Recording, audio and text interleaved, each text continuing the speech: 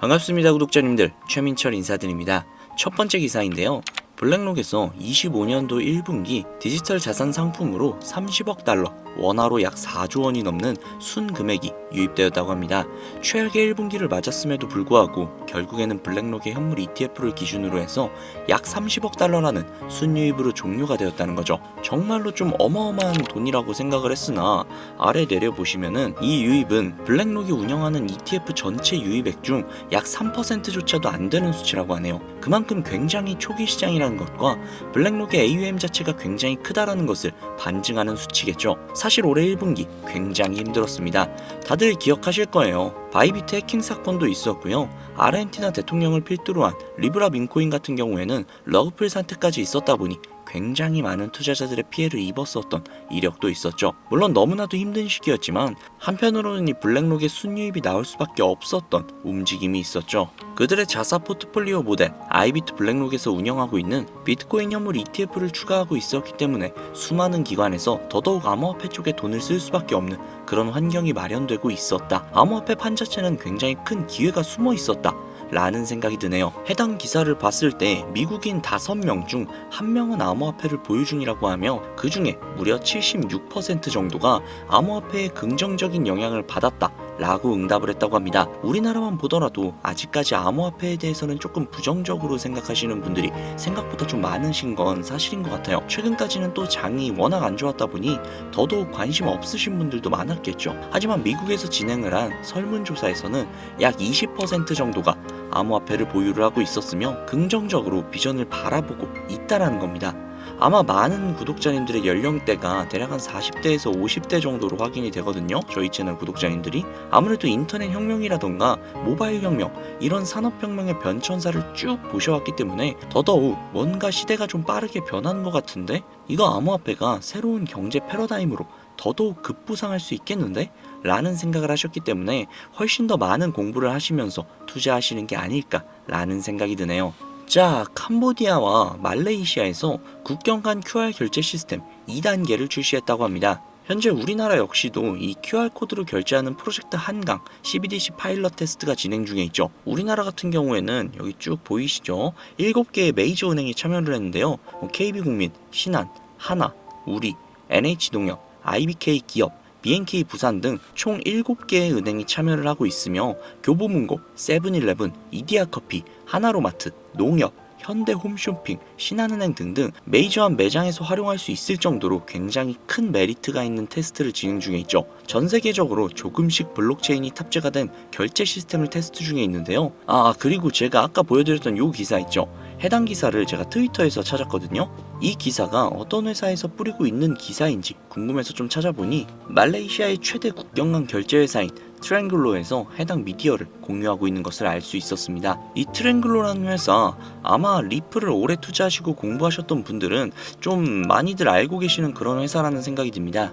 해당 회사는 과거부터 리플이 지분 40%를 인수를 하면서 동아시아 지역결제 시스템망을 설립한 바가 있었죠. 실제로 트랭글로 홈페이지에 들어가 봐도 2022년 3월부터 25개의 결제 경로의 리플사에서 지원하는 주문량 유동성을 공급하고 있었다는 거죠. 거기에 더해서 트랭글로 공식 홈페이지에 XRP가 브릿지 통화로 활용되고 있는 것 역시도 체크해 볼 수 있었습니다.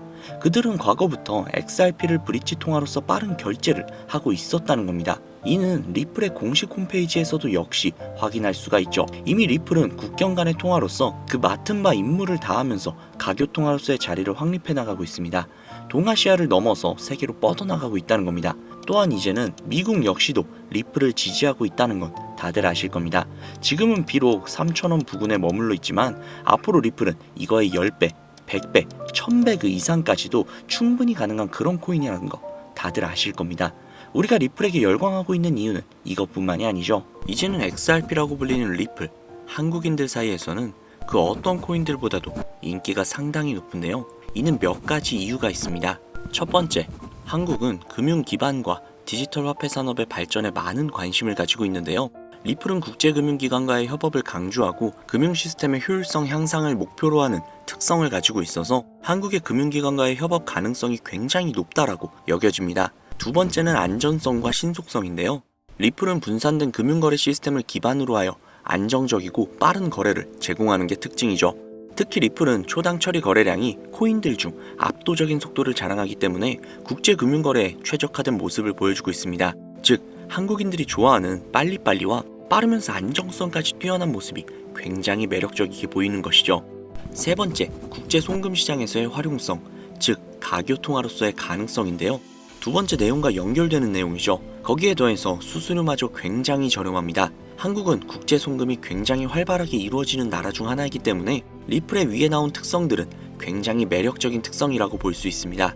요약하자면 리플 코인을 보유하고 선호하는 이유, 그 중에서도 한국이 유독 더욱더 선호하고 있는 이유는 한국 금융기관과 금융기관들과의 협업 가능성, 안정성과 신속성, 그리고 저렴한 수수료로 인해 국제 송금 시장에서의 활용 가능성이 굉장히 높다는 점을 들 수 있다는 겁니다.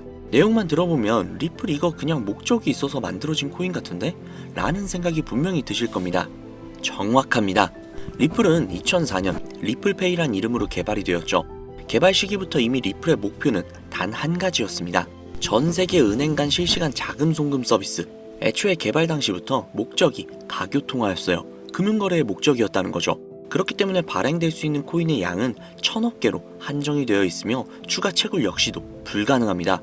여기에서 굉장히 큰 메리트가 혹시 느껴지시나요? 잘 모르시겠다고요? 쉽게 설명을 해드릴게요. 자, 구독자님들, 요즘 물가 상승 굉장히 좀 큰 체감되지 않으세요? 제가 어릴 적에는 학교 앞에서 컵떡볶이를 300원, 500원 이렇게 팔았거든요. 그런데 지금은 컵떡볶이가 2,000원이 넘는데요. 엄청나죠?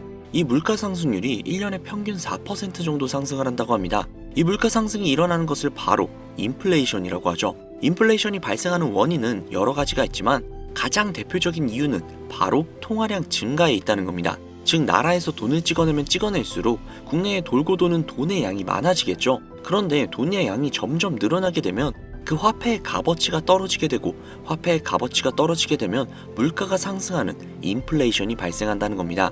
이 인플레이션이 고도화되면 초인플레이션이 발생이 되고, 이 초인플레이션으로 유명했던 나라가 바로 짐바브웨라는 나라죠. 짐바브웨 달러는 수레에 한가득 싣고 가야 달걀 단 한 개를 구매할 수 있었다고 합니다. 실제로 휴지보다 짐바브웨어 달러가 더 저렴해서 휴지 대용으로 사용했다고도 하죠. 그 당시 짐바브웨 현지 인플레이션은 무려 5천억%에 달할 정도로 어마어마한 초인플레이션 상황을 겪었습니다. 자, 이제 대충 감이 오시죠? 인플레이션의 주요 원인은 통화량 증가로 인한 물가 상승, 즉 리플은 애초에 국제 송금을 목적으로 만들어진 코인이다 보니 채굴을 할 수가 없습니다. 즉 통화량이 더 이상 늘어날 수가 없죠. 거기에 총 코인량은 1000억 개로 고정이 되어 있다 보니 추가 발행 역시도 불가능하다는 겁니다. 전 세계적으로 인기가 있는데 한정되어 있는 자산이다? 그 값어치는 가만히 있기만 해도 굉장히 큰 폭으로 상승을 할 거라는 겁니다. 마치 금처럼요. 여러분, 워렌 버핏 많이 들어보셨죠? 아마 주식 투자해보신 분들이라면 진짜 지긋지긋하게 들어보셨을 겁니다. 추정 자산이 약 860억 달러, 하나로 125조에 달하는 어마어마한 자산을 보유하고 있는 주식계의 살아있는 전설이죠. 이 자산도 표면에 드러나 있는 추정 자산일 뿐인데요. 이 워렌 버핏의 회사로 유명한 기업이 바로 버크셔 해서웨이라는 기업인데요. 버크셔 해서웨이는 세계적인 투자 지주회사로서 시총이 무려 1000조나 되는 어마어마한 규모의 회사입니다. 그리고 이 어마어마한 규모의 회사인 버크셔 해서웨이가 보유하고 있는 대표적인 회사가 바로 아메리칸 익스프레스죠. 아실 분들은 다 아실 겁니다. 미국에서 가장 큰 규모의 신용카드 회사이자 은행업을 중심으로 한 금융업의 대표주자입니다. 그리고 워렌 버핏이 최대 주주로서 무려 20%가 넘는 지분을 보유하고 있죠. 거기에 뱅가드 그룹과 블랙록이 각각 6.3%, 6.1%를 보유하고 있는 미국에서 알아주는 유망한 기업이라는 겁니다. 이런 아메리칸 익스프레스가 바로 리플의 핵심 파트너라는 겁니다. 이미 지난 8월 아메리칸 익스프레스는 송금을 위해 리플을 채택을 했다는 것 역시도 알고 계시죠? 즉 워렌 버핏과 리플은 공생 관계라는 겁니다. 과거 워렌 버핏은 이런 말을 했죠. 비트코인은 전부 사기다. 그랬던 그가 주식 투자할 때도 가치 투자만을 고집하며 수백 조가 넘는 돈을 벌어들인 전 세계에서 손꼽히는 부자인 그가 리플과 협업을 하고 리플을 매수를 하고 리플을 보유하고 있다는 겁니다. 황당하죠? 이게 좀 어떤 느낌이냐면 그러니까 삼성의 이재용 회장이 애플 제품? 그거 다 별로다 라고 공식 선상에서 이야기를 해놓고 계열사인 삼성 디스플레이를 통해 애플의 디스플레이를 사용하고 있는 뭐 그런 느낌일까요? 사실 뭐 워렌 버핏에게 이런 비유를 든다는 게 좀 말이 안 되기는 하지만 이 정도로 어마어마한 일이라는 거예요. 암호화폐라면 치를 떨던 그가 리플에게만큼은 굉장히 친화적이라는 거니까요. 세계에서 자금의 흐름을 가장 잘 알고 그 흐름으로 가장 많은 돈을 번 그가 리플에 매료되었습니다. 말이 더 필요한가요? 자, 워렌 버핏이 자금력의 신이라면 이번에 권력의 신이 또 리플에 손을 들어주고 있죠. 바로 전 세계 최고의 강대국인 미국의 대통령이자 재임에 성공을 한 도널드 트럼프 대통령인데요.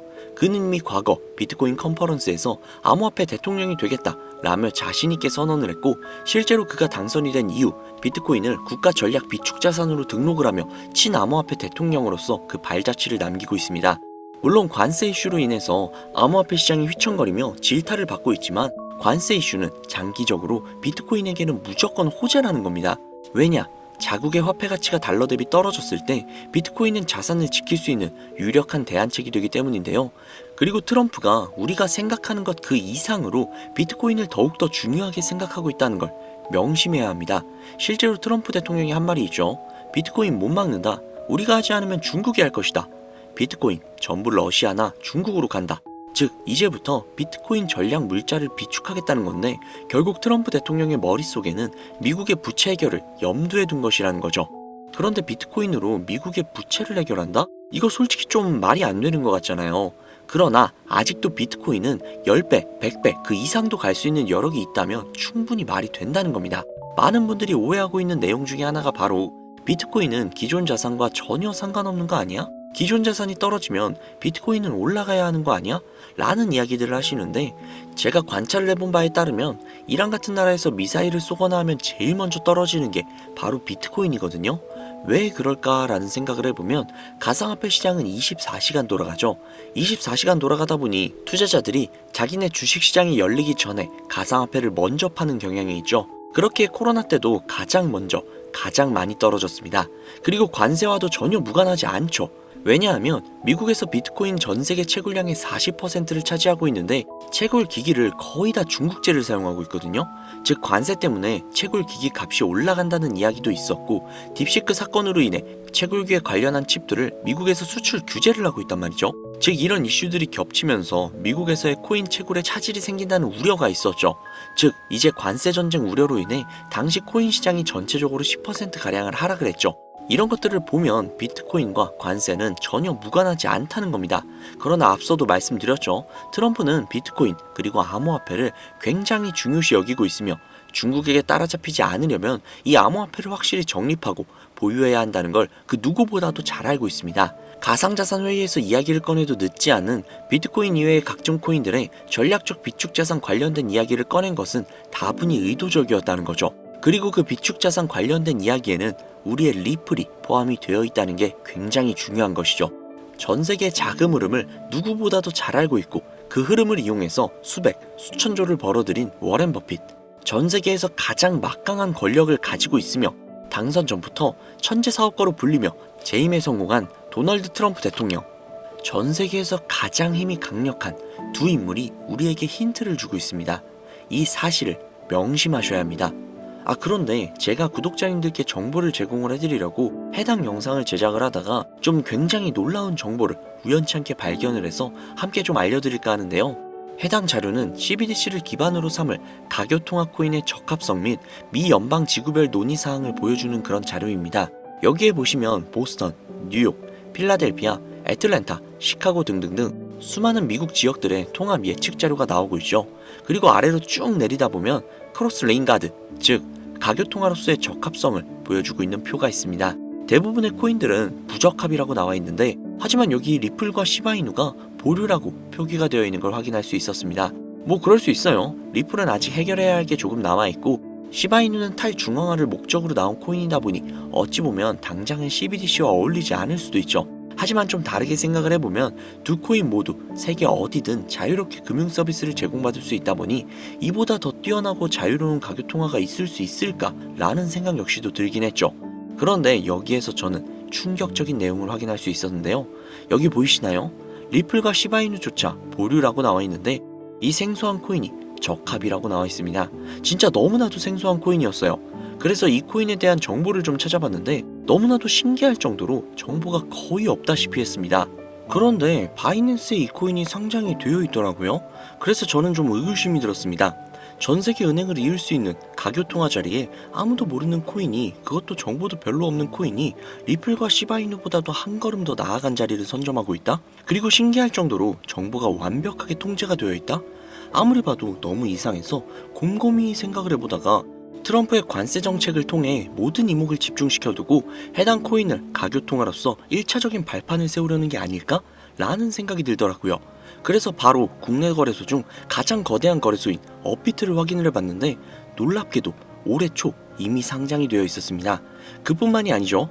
일본의 비트플라이어, 중국의 후오비, 미국의 코인베이스, 유럽의 비트스탬프, 인도의 와지렉스, 두바이의 바이비트 등등 전 세계에서 내놓으라 할 가상화폐 거래소에 모두 2025년 상장 예정인 코인으로 올라와 있었습니다. 이제야 이해가 되기 시작을 했죠. 이 코인을 통해 미국이 다시 한번 전 세계의 경제 패권을 쥐기 위한 시발점으로 삼으려는 계획인 것 같습니다. 제가 그래서 이 코인을 구독자님들께 공유해드리려고 영상을 촬영을 해서 올렸는데 이게 유튜브 측에서 자체적으로 그냥 막아버리더라고요. 아무래도 국제정세와 관련이 있는 코인이다 보니 유튜브 측에서 자체 필터링이 되는 것 같아요. 벌써 2번이나 경고를 먹었어요. 한 번만 더 경고를 먹으면 더 이상 구독자님들께 좋은 영상을 제공을 해드릴 수가 없어서 어쩔 수 없이 상단부에 있는 제 개인 번호 010-7648-7650 010-7648-7650 이 번호로 리플이라고 적어서 문자 보내주시는 분들에게 해당 코인 정보를 제공을 해드리려고 합니다. 구독자님이신 걸 확인하는 즉시 해당 코인에 대한 정보 바로 제공해드리도록 하겠습니다. 아무래도 구독자님이신지 확인하는 작업에서 시간이 어느 정도 소요가 될 수 있기 때문에 조금이라도 빠르게 정보를 받아보실 분들은요, PC 버전은 아래 더보기란 클릭하신 후 쭉 내리시면 나오는 제 채널 주소가 있거든요. 코인으로 인생 역전, 그리고 최신의 코인 가게, 이 두 곳에 들어오셔서 구독하시고 영상 알림 설정 및 좋아요 그리고 댓글 남겨주시면 보다 더 빠르게 정보를 받아가실 수 있으며 보다 많은 영상으로 다양하고 알찬 정보들을 확실하게 받아보실 수 있으니 꼭 채널 구독하시고 알림 설정 부탁드릴게요. 모바일 버전은 시간 옆에 더보기란 누르셔서 아래로 쭉 내리시면 앞서 말씀드린 두 개의 채널 링크가 나오니까요. 해당 링크로 들어오셔서 채널 구독해주시고 영상 알림 설정 및 좋아요 그리고 댓글까지 꼭 남겨주세요. 다른 분들보다 더욱더 빠르게 정보를 받아가실 수 있을 겁니다. 요즘 저를 사칭을 해서 정보를 팔아먹으려고 하는 악질업자들이 너무나도 많이 늘어나고 있습니다. 제보가 진짜 빗발치고 있어요. 다시 한번 말씀드리지만 저는 절대로 금전을 요구한다거나 멤버십 가입 유도를 한다거나 개인정보 등을 요구하지 않습니다. 그런 사칭범들이 워낙 많아서 문자를 보내주시는 분들 한 분 한 분 제 구독자님이신지 확인 후 공유해드리다 보니 약간의 시간이 소요가 된다는 점 다시 한번 양해 부탁드립니다. 저는 진짜 많은 거 안 바래요. 오로지 제 채널을 키우기 위해서 제 영상을 보시고 제 채널 구독, 좋아요, 알림 설정 그리고 댓글 정도만 남겨주시면 저는 그걸로 만족합니다. 그리고 제 영상을 통해서 구독자님들이 조금이라도 더 나은 삶을 사실 수만 있다면 저는 그걸로 정말 만족합니다. 그러니 이건 외에 요청하는 게 있다면 제가 아니라 사칭이니까 진짜 조심하셔야 돼요. 앞으로 더 좋은 영상, 더욱더 도움이 되는 정보로 다시 찾아뵙도록 하겠습니다. 오늘 하루도 고생 많으셨습니다. 감사합니다.